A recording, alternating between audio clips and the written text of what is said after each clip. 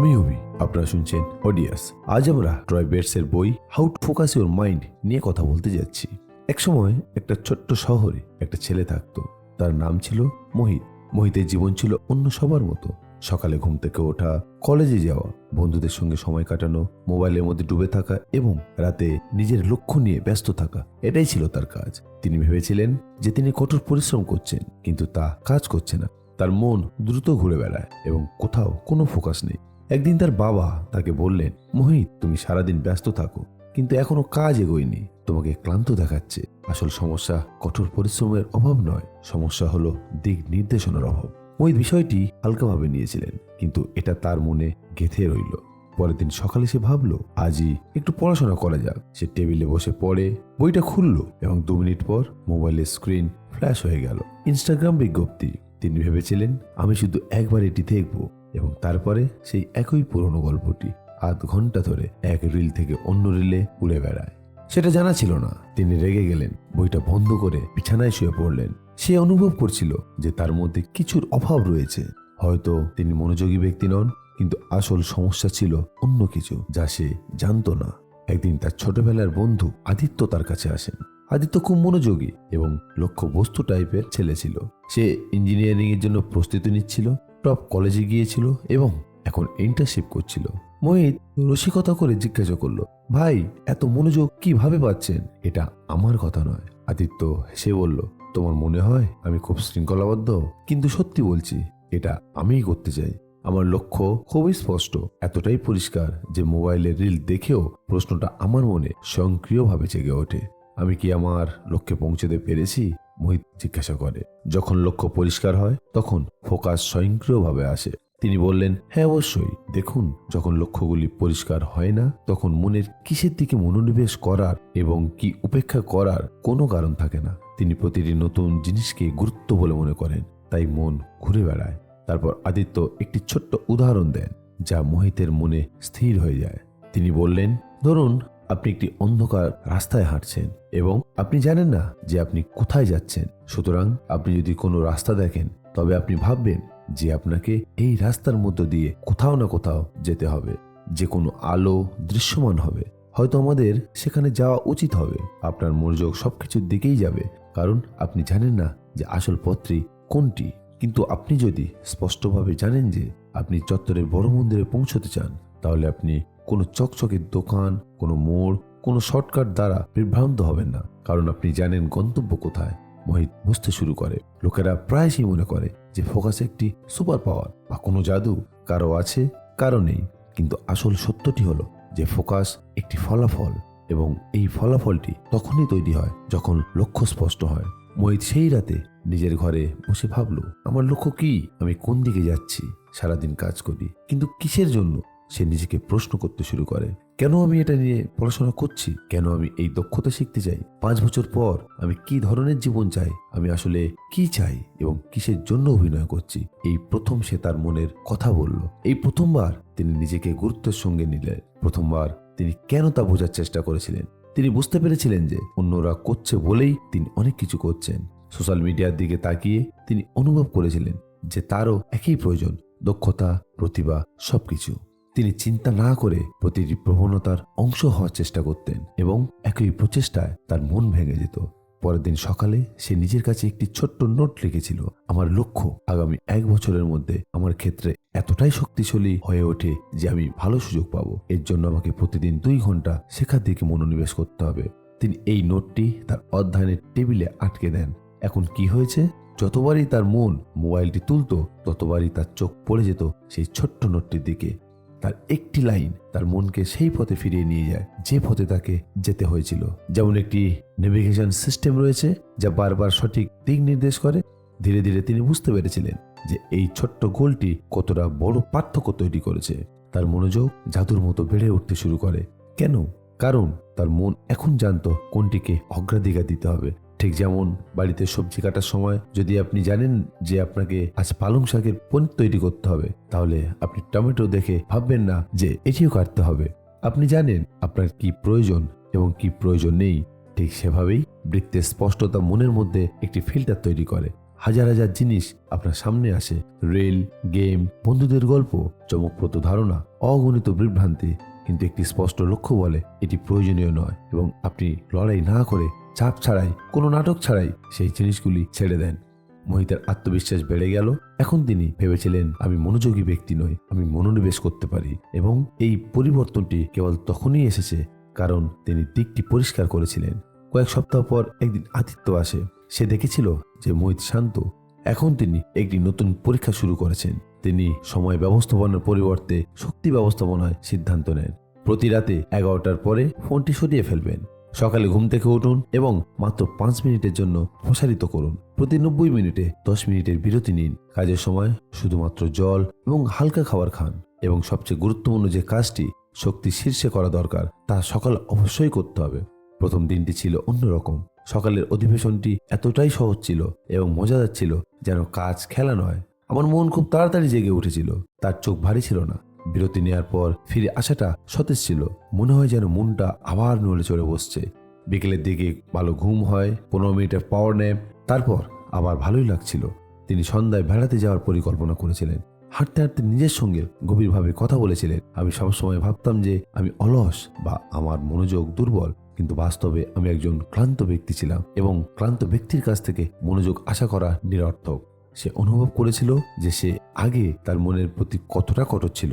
সমস্যা যখন তার অভ্যাসে ছিল তখন তিনি নিজেকে দোষ দিতেন, কারণ এটি সময় নয়, এটি শক্তি। যদি কোনো ব্যক্তি 4 ঘন্টা বসে থাকার পরেও ক্লান্ত হন তবে তিনি 10 মিনিট কাজ করবেন, কিন্তু যদি শক্তি ভালো হয় তাহলে 3 ঘন্টার কাজও 1 ঘন্টায় হয়ে যায়। মোহিত বুঝতে পেরেছিল যে সে আর সেই ব্যক্তি নয় যা সে কয়েক মাস আগে ছিল। প্রথমে তিনি মনোযোগকে একটি বাধ্যবাধকতা বলে মনে করেছিলেন। এখন তিনি ফোকাস একটি স্বাভাবিক জিনিস হিসেবে অনুভব করছিলেন, যেমন শ্বাস প্রশ্বাস। এখন তার রুটিনে একটি সুন্দর ভারসাম্য ছিল। বলগুলো পরিষ্কার ছিল, ঘরটি শান্ত ছিল এবং শরীর ও মন শান্তিতে পূর্ণ ছিল। এক রাতে সে তার ডায়েরিতে লিখেছিলেন, তিনি বলেন, কর্মক্ষেত্রে শুধু বসে থাকার মাধ্যমে মনোযোগ আসে না। ফোকাস হলো শক্তির একটি রূপ। যখন শরীর ক্লান্ত হয়ে পড়ে, মন ক্লান্ত হয়ে পড়ে এবং ঘুম সম্পূর্ণ হয় না, তখন মনোযোগ নিভে যাওয়া লণ্ঠনটিতে তেল না দিয়ে আলোর প্রত্যাশা করার মতো। যখন শক্তি থাকে তখন ফোকাস স্বয়ংক্রিয়ভাবে আসে এবং যখন ফোকাস আসে কাজটি মজাদার হয়ে ওঠে। ধীরে ধীরে তার আত্মবিশ্বাস দ্বিগুণ হতে থাকে। তিনি অনুভব করেছিলেন যে তিনি তার মন এবং শরীর বুঝতে শুরু করছেন। তার মনে হয়েছিল যে সে আরো কঠোর পরিশ্রম করছে না, তিনি সঠিক পথেই কাজ করছেন।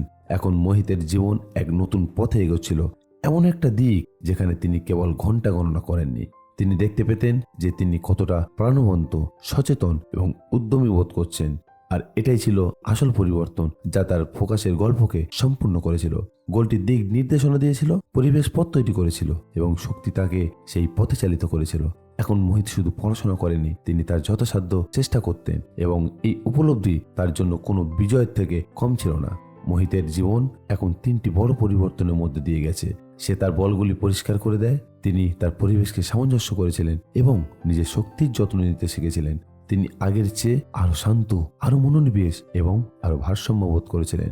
তিনি অনুভব করেছিলেন যে এখন তিনি পূর্ণ মনোযোগ দিয়ে যে কোনো কাজ করতে পারেন। কিন্তু এটাই ছিল শেষ লড়াই। এই ধরনের লড়াই বেশিরভাগ মানুষকে বিরক্ত করে, বিভ্রান্তি এবং বিলম্ব। এই শত্রু নীরবে মোহিতের উৎপাদনশীলতাকে গ্রাস করেছিল এবং সে এখন পর্যন্ত তা বুঝতে পারেনি।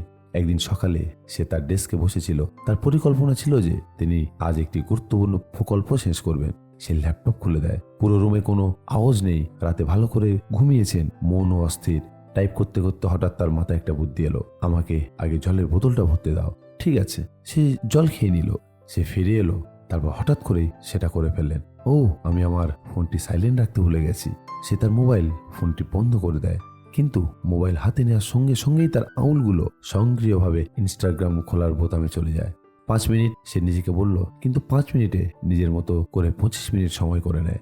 সে রিলের উপর ক্লিক করে, একটি মজার, একটি আবেগপূর্ণ, একটি অনুপ্রেরণামূলক, তারপর একটি পোষা কুকুর, এবং সামান্যই তিনি জানতেন যে কাজটা করার উদ্যোগ ধীরে ধীরে ম্লান হয়ে যাচ্ছে।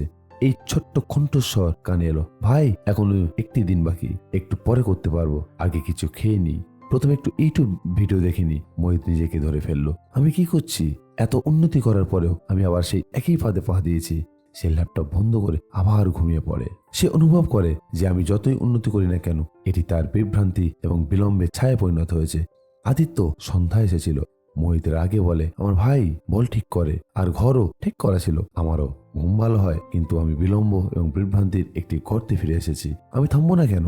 আদিত্য মৃদু স্বরে বলল, তোমার কোনো ভুল নেই। একজন ব্যক্তির মনের অবস্থা এমন যে সে সহজ কাজের দিকে দৌড়ে যায় এবং কঠিন কাজ এড়িয়ে চলে, এতে সবাই কষ্ট পায়। আসল জিনিসটি এর সাথে লড়াই করার নয়, এটা বুঝতে হবে। মোহিত জিজ্ঞাসা করে, কি করে বুঝবো? বললেন আদিত্য, অবসেসিভ অ্যাভয়েডেন্স তখন ঘটে যখন মন অস্বস্তি এড়াতে চায় এবং বিভ্রান্তি একটি পালানোর উপায় হয়ে ওঠে। আপনি যদি বড় হয়ে কাজ শুরু করতে ভয় পান বা আপনার মন বলে যে এটি কঠিন, তাহলে আপনার মন মোবাইল, ইউটিউব, খাবার বা যে কোনো অজুহাতে পালিয়ে যায়। এটা খুবই স্বাভাবিক। মোহিত একটি গভীর নিঃশ্বাস ফেলল।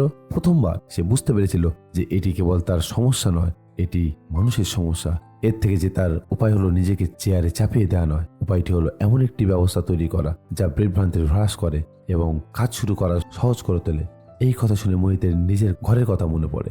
ঘরটি এখন পরিষ্কার, কিন্তু তার মনের মধ্যে এখনো একটু অশান্তি রয়েছে। অসম্পূর্ণ উদ্বেগ, অতিরিক্ত চিন্তা, ছোট্ট ছোট্ট ভয় এবং মোবাইল বা বিজ্ঞপ্তিগুলোর মতো বাহ্যিক বিভ্রান্তি। তিনি অনুভব করেছিলেন যে যুদ্ধটি বাইরের চেয়ে বেশি অভ্যন্তরীণ ছিল। পরের দিন মোহিত তার প্রকল্পটিকে ছোট্ট ছোট্ট অংশে ভাগ করে নেন। প্রথম 10 মিনিট খুব ছোট্ট। সে নিজেকে বলল, আসুন আমরা 10 মিনিট বসে থাকি এবং শুরু করি। এটি সম্পূর্ণ করার প্রয়োজন নেই, মাত্র 10 মিনিট। এটি এমন একটি ছোট্ট কাজ ছিল যা মন প্রতিরোধ করেনি। টাইপ করতে শুরু করেন। তারপর ছিল 10 মিনিট থেকে 20 মিনিট, তারপর 20 মিনিট থেকে 30 মিনিট, এবং বুঝতে না পেরেই তিনি একটি বড় অংশ শেষ করেন। তিনি বলেন, এটা খুব একটা কঠিন কাজ ছিল না, এটা শুরু করাই সত্যিই কঠিন ছিল। তিনি বুঝতে পেরেছিলেন বিলম্বের সবচেয়ে বড় প্রতিকার হলো ছোট্ট ছোট্ট করে শুরু করা। তারপর আরো একটা চেষ্টা করলেন। সে তার মোবাইল ফোনটি ঘর থেকে বের করে দেয় এবং দরজা বন্ধ করে দেয়। প্রথমে তার মনে হয়েছিল যেন কিছু একটা ঠিক নেই, কিন্তু 15 মিনিট পর সে ভুলে যায় যে মোবাইলও একটা জিনিস। ধ্যান এত গভীর ছিল যে তিনি অনুভব করেছিলেন যেন সময় কমে যাচ্ছে। সেই সন্ধ্যায় তিনি তার রুটিনে একটি নতুন নিয়ম যোগ করেন, কাজ করার সময় মোবাইল। এই নিয়ম তার জীবনে মোড় ঘুরিয়ে দেয়। ধীরে ধীরে তিনি নিজের একটি ছোট্ট ব্যবস্থা গড়ে তোলেন। কাজের আগে 3 মিনিটের জন্য গভীর শ্বাস নিন, মোবাইল আউট করুন, কাজটি টুকরো টুকরো করে করুন, ছোট্ট ছোট্ট করে শুরু করুন। প্রতি 30 মিনিট পর 2 মিনিট হাঁটুন। এখন তিনি বিভ্রান্তির বিরুদ্ধে লড়াই করছিলেন না বা নিজেকে বাধ্য করছিলেন না। তিনি এমন এক পরিবেশ তৈরি করেছিলেন যেখানে বিলম্বের কোনো স্থান ছিল না। 1 সপ্তাহ পর আদিত্য তার বাড়িতে আসে। মোহিতকে একবারেই অন্যরকম লাগছিল, শান্ত, ভারসাম্যপূর্ণ এবং আত্মবিশ্বাসী। টেবিলে তার প্রকল্পটি সম্পূর্ণ এবং দুর্দান্ত ছিল। আদিত্য জিজ্ঞাসা করলো, তার বিলম্ব এবং বিভ্রান্তি কি হবে? মোহিত হেসে ওঠে, আমি এখন তাদের সাথে যুদ্ধ করছি না, আমি তাদের ক্ষমতা কমিয়ে দিয়েছি। যদি মোবাইল বন্ধ থাকে, কাজটি ছোট্ট ছোট্ট অংশে ভাগ করা হয় এবং এটি শুরু করা সহজ হয়, তাহলে বিলম্বের সুযোগ পাওয়া যায় না। এবং যদি ভয় বা অতিরিক্ত চিন্তা ভাবনা থাকে, তবে আমি নিজেকে বলি মাত্র 5 মিনিট সময় নিন, মাত্র 5 মিনিট, এবং তারপর কাজ নিজেই প্রভাবিত হবে এবং কাজটি শুরু হবে।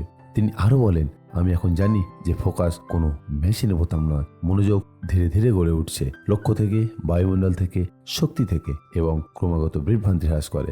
আদিত্য গর্বের সঙ্গে তার পিঠে হাত বুলিয়ে বলেন, তুমি বদলে গেছো ভাই। এখন আপনি সেই মুগ্ধ ব্যক্তি নন যিনি আগামীকালকের জন্য সবকিছুতে পিছিয়ে থাকতেন, এবং আপনি সেই আকর্ষণ যা আপনার জীবনকে আপনার নিজস্ব দিক নির্দেশনা দিচ্ছে। মোহিতের চোখ ছলছল করে ওঠে। তিনি অনুভব করেছিলেন যে তিনি সত্যিই নিজেকে জয় করেছেন। তিনি শুধু লেখাপড়া করতেন না, সে তার মন, অভ্যাস এবং পুরো জীবনকে নতুন উপায়ে বাঁচতে শিখেছিলেন।